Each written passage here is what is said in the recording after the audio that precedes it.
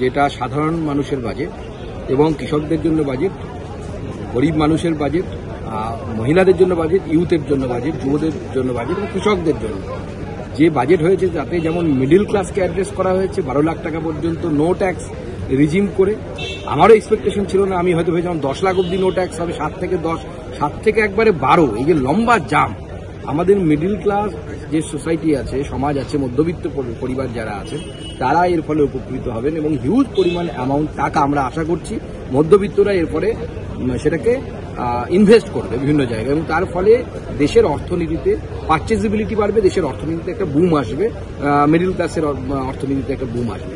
কৃষকদের জন্য যেমন মাননীয় প্রধানমন্ত্রী PM ধনধান্য কৃষি যোজনা যেটা ঘোষণা হয়েছে, যে এই ভারতবর্ষের 100খানা ব্লক যেখানে 100খানা ডিস্ট্রিক্ট যেখানে কম উৎপাদন হয়, এরকম কম উৎপাদনশীল জেলাগুলোকে বেছে নিয়ে রাজ্য সরকারের সাথে কর্পোরেশন তাদের সাথে কোলাবোরেশনে 1.7 করোড় ফার্মার অর্থাৎ 1.7 কোটি ফার্মার্সকে কৃষককে সহায়তা দেবে এবং এর ফলে এই সমস্ত যে এগ্রিকালচারালি যে ব্যাকওয়ার্ড বা পিছিয়ে পড়া যে জেলাগুলো আছে তার উৎপাদনশীলতা বাড়বে।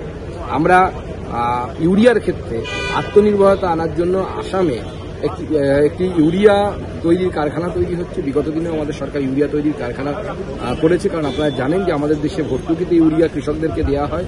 মাননীয় প্রধানমন্ত্রীর আমলে আন্তর্জাতিক বাজারে ইউরিয়ার দাম বাড়লেও আমরা ইউরিয়ার দাম দেশের মধ্যে বাড়তে দিইনি এবং বেশিরভাগ ইউরিয়াটা কিন্তু ভারতবর্ষকে ইম্পোর্ট করতে হয়, দেশে তৈরি হয় না, বাইরে থেকে নিয়ে আসতে হয়। সেই দিকেও এটা একটা বিরাট বড় পদক্ষেপ বলে মনে হয়।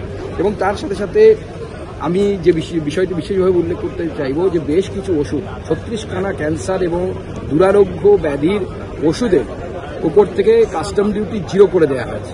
এটা একটা বিরাট বড় পদক্ষেপ এবং আমার মনে হয় এটি ঐতিহাসিক পদক্ষেপ হিসেবে আগামী দিনে এটা পরিগণিত হবে। প্রত্যেকটি জেলা হসপিটালে ক্যান্সার ট্রিটমেন্টের জন্য বিশেষভাবে ক্যান্সার সেন্টার তৈরি করা হচ্ছে, এটাও একটা বিরাট বড় পদক্ষেপ।